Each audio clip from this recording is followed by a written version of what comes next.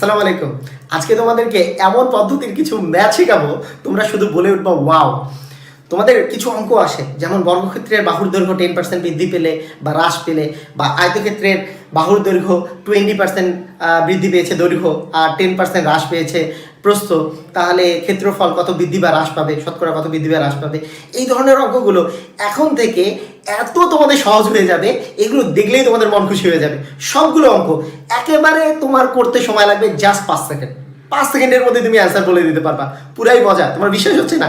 একটু বলে তোমার বিশ্বাস হয়ে যাবে, একবারে 5 সেকেন্ডের মধ্যেই সবগুলোর তুমি অ্যান্সার বলে দিতে পারবা। আসো আমরা শুরু করি। নতুন একটি টেকনিক নিয়ে তোমাদের সামনে হাজির হয়েছি, যে টেকনিকটা অ্যাপ্লাই করলে এই অঙ্কগুলো তুমি 5 সেকেন্ডের মধ্যে অ্যান্সার করতে পারবে। এই অঙ্কগুলো খুবই গুরুত্বপূর্ণ অঙ্ক। এই টাইপের অঙ্ক কিন্তু বিভিন্ন প্রতিযোগিতামূলক পরীক্ষায় এবং বিভিন্ন এমসিকিউ পরীক্ষায়, তোমাদের বোর্ড পরীক্ষার এমসিকিউতেও আসে যে ক্ষেত্রফল শতকরা কত বৃদ্ধি পায়। তো এইটা অঙ্কগুলা অনেক বড় করে তোমরা করো, বাট তুমি যদি একটু দেখো এই লেকচারটা ধৈর্য ধরে 5 সেকেন্ডের মধ্যে অ্যান্সার করতে পারবে। আমি শিওর তুমি 5 সেকেন্ডের মধ্যে অ্যান্সার করতে পারবে। দেখো অঙ্কটা কি বলা আছে, যদি কোনো বর্গক্ষেত্রের প্রত্যেক বাহুর পরিমাণ 10% বৃদ্ধি পায়, তবে তার ক্ষেত্রফল শতকরা কত বৃদ্ধি পাবে। দেখো আমি একটা বর্গক্ষেত্র আঁকি, যদি এই একটা বর্গক্ষেত্র আঁকলাম। এখন এই বর্গক্ষেত্রের বলা আছে প্রত্যেক বাহুর দৈর্ঘ্য যদি 10% বৃদ্ধি পায়, তবে ক্ষেত্রফল শতকরা কত বৃদ্ধি পাবে। তো আমরা এই ক্ষেত্রে একটা সূত্র মনে রাখবো, ক্ষেত্রফল শতকরা বৃদ্ধি ইকুয়াল টু দৈর্ঘ্য যোগ প্রস্থ যোগ দৈর্ঘ্য গুণ প্রস্থ ভাগ 100%। যেই প্রসেসে অঙ্কটা করবা সেটা মনে রাখবা, সেটা হচ্ছে বৃদ্ধি বা হ্রাসের একটার মান যদি তুমি চিন্তা করো যে যতটুকু বৃদ্ধি আর হ্রাস দেওয়া থাকুক, সেটা যদি এক্স হয়, একটা দৈর্ঘ্য আর একটা হচ্ছে প্রস্থ, দুইটা মান। আমরা এখন মনে রাখবো যে এখানে যদি দুইটা মান থাকে, একটা পার্সেন্টেজ এটা আরেকটা পার্সেন্টেজ, প্লাস হবে এক্স ওয়াই বাই হচ্ছে 100, এতটুকু পরিমাণে বৃদ্ধি বা হ্রাস পাবে। তুমি কিছুই বুঝো নাই, আসো এখনই বুঝে যাবা। দেখো মজাটা দেখো। মনে করো তোমাকে আমি বললাম যে বর্গক্ষেত্রের বাহুর দৈর্ঘ্য 10% বৃদ্ধি পেলে ক্ষেত্রফল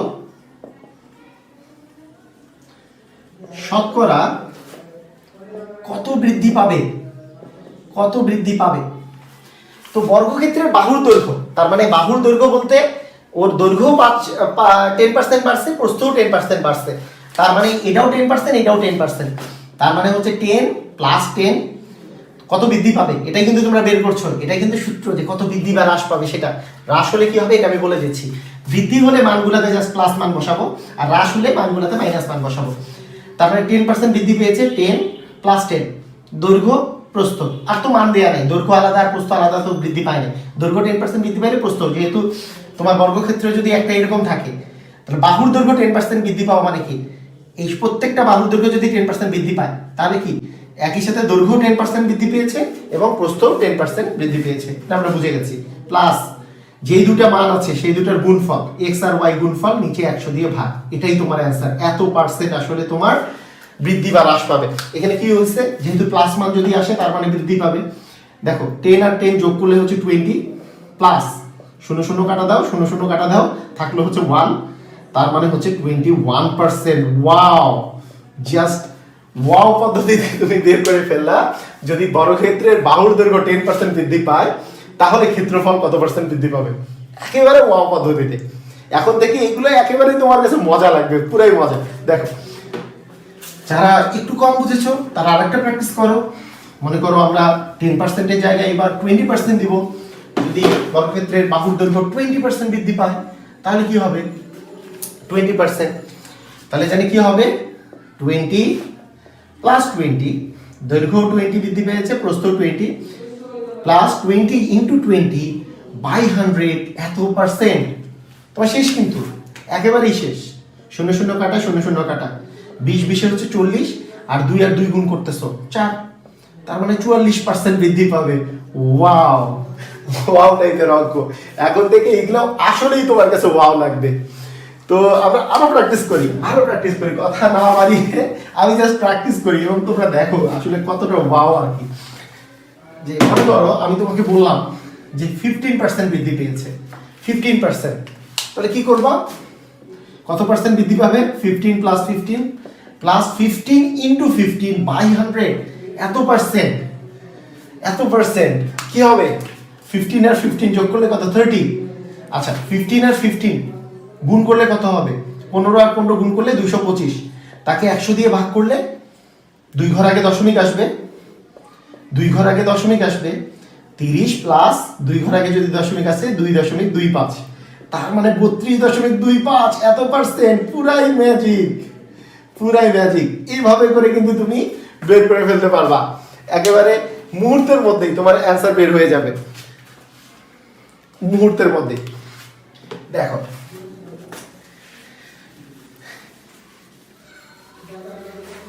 এখন আমি যদি তোমাকে বলি যে কোনো একটা আয়তক্ষেত্রের কথা বলি, যে আয়তক্ষেত্রের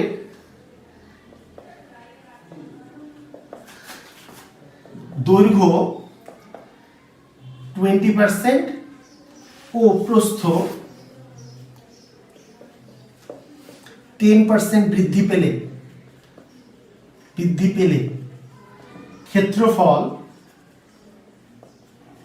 শতকরা কত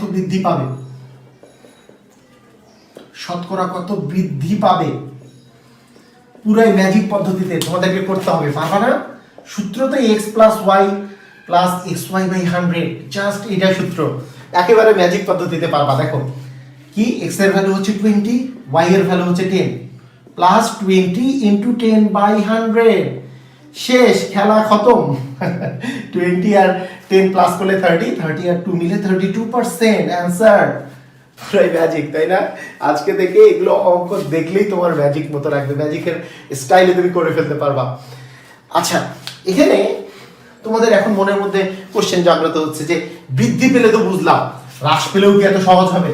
100% সহজ হবে। শুধু তুমি মনে রাখবা, বৃদ্ধি পেলে সবগুলো যেমন প্লাস হয়, এক্স এর মানও প্লাস, ওয়াই এর মানও প্লাস, যেই জায়গাটাতে হ্রাস পাবে তার মান তুমি মাইনাস মনে রাখবা। যেমন আমি যদি বলি যে বর্গক্ষেত্রের বাহুর দৈর্ঘ্য 10% হ্রাস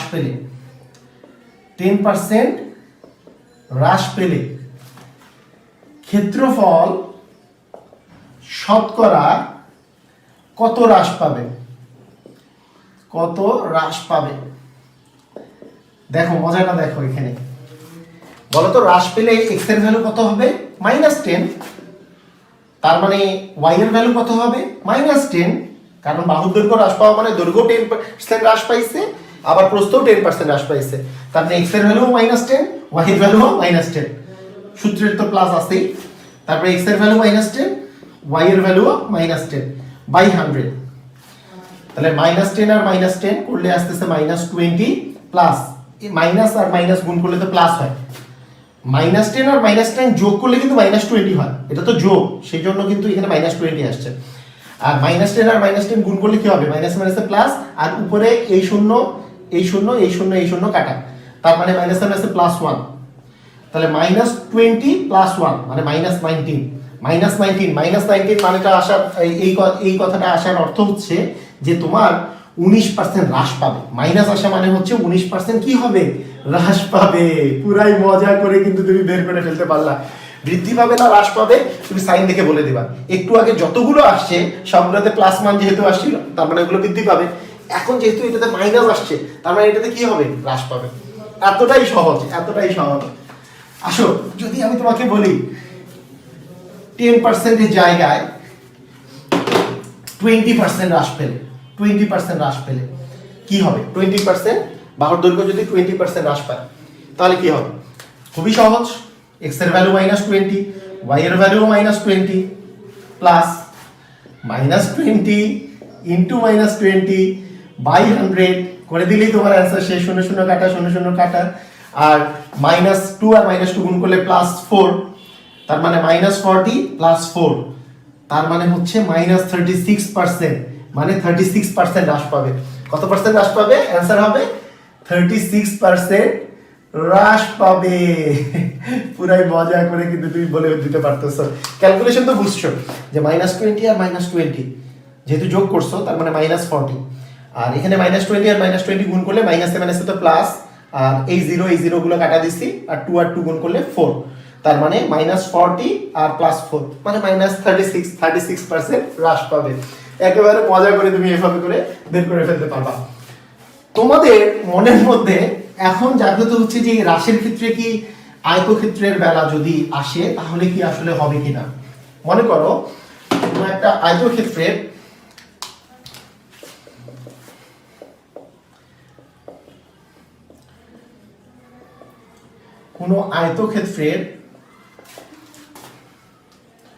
দৈর্ঘ্য 20% এবং প্রস্থ 10% হ্রাস পায়। হ্রাস পেলে ক্ষেত্রফল শতকরা কত হ্রাস পাবে। কিভাবে হবে? একেবারে আগের মতো করেই হবে। কতটুকু হ্রাস পাবে? 20 -20 কিন্তু হ্রাস পেয়েছে, যেহেতু দৈর্ঘ্য আর প্রস্থ দুটাই হ্রাস পেয়েছে। -20 -10 প্লাস হচ্ছে -20 ইন্টু -10 বাই হচ্ছে 100, 0 কাটা, আলটিমেটলি কত থাকছে? -30 আর মাইনাসে মাইনাসে +2, তার মানে হচ্ছে -28, তার মানে 28% হ্রাস পাবে। কত পার্সেন্ট হ্রাস পাবে? 28% হ্রাস পাবে। খুবই মজা করে এভাবে করে তুমি অ্যান্সারগুলো বের করে ফেলতে পারবা। আমি জানি যে তোমাদের কাছে পুরাই ম্যাজিক লাগতেছে, কিন্তু এখানে আরো একটা ম্যাজিক বাকি আছে। সেটা কি? যদি কোনো একটা দৈর্ঘ্য বৃদ্ধি পেয়েছে, প্রস্থ হ্রাস পেয়েছে, অথবা প্রস্থ বৃদ্ধি পেয়েছে, দৈর্ঘ্য হ্রাস পেয়েছে, যেটাই থাকুক না কেন, এগুলোও কিন্তু এই সেম প্রসেসে করা যাবে এবং ম্যাজিক পদ্ধতিতে তুমি করতে পারবা। কিরকম? আমি যদি তোমাকে বলি, যদি কোনো আয়তক্ষেত্রের দৈর্ঘ্য 20% বৃদ্ধি এবং প্রস্থ 10% হ্রাস পেলে ক্ষেত্রফল শতকরা কত বৃদ্ধি বা হ্রাস পাবে। আমরা তো জানি না যে বৃদ্ধি নাকি হ্রাস পাবে, সেটা আমরা অ্যান্সার দেখে বলতে পারবো। অ্যান্সার যদি মাইনাস আসে তাহলে হ্রাস পাবে, যদি প্লাস আসে তাহলে বৃদ্ধি পাবে। একেবারে ম্যাজিক পদ্ধতিতে আমরা কিন্তু করবো। এখন দেখো, দৈর্ঘ্য 20% বৃদ্ধি পেয়েছে, তার মানে +20, এক্স এর ভ্যালু হচ্ছে +20, ওকে। প্রস্থ 10% হ্রাস পেয়েছে, তার মানে প্রস্থের ভ্যালু -10, ওকে, প্লাস 20 ইন্টু -10 ডিভিশন হচ্ছে 100। একেবারে আগের পদ্ধতিতে এক্স এর ভ্যালু বসাইলাম 20, ওয়াই এর ভ্যালু -10, এক্স এর ভ্যালু 20, ওয়াই এর ভ্যালু -10, শেষ কাজ।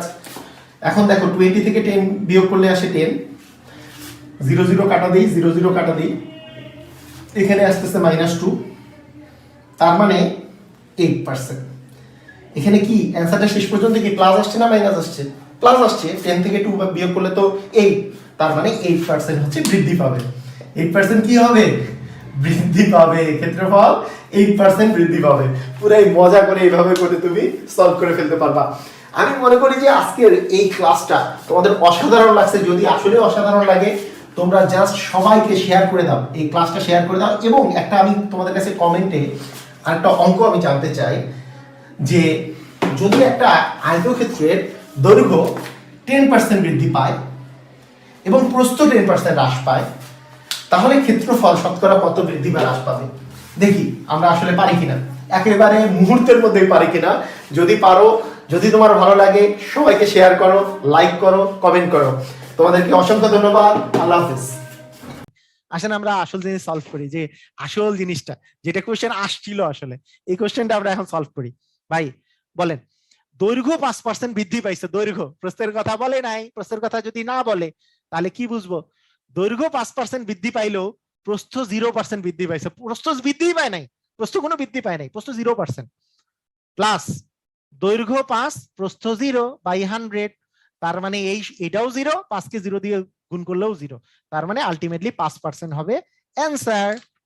সবাই বুঝছি? সার্কেলে ওই একই হবে ভাই, সার্কেলে একই, একেবারে সেম, একইভাবেই করবেন। সবাই কি বুঝতে পেরেছেন? মজা না? অনেক মজার না? মানে কোশ্চেনটা কিন্তু ট্রেডিশনাল কোশ্চেন না, মানে সাধারণত দৈর্ঘ্য আর প্রস্থ দুটাই দেওয়া থাকে, এর শুধু দৈর্ঘ্য দৈর্ঘ্য বলছে, সেই জন্য বলাবাইন কিন্তু মাথা টাথা ঘুরে গেছে যে কাহিনী কি, এ কি হইলো।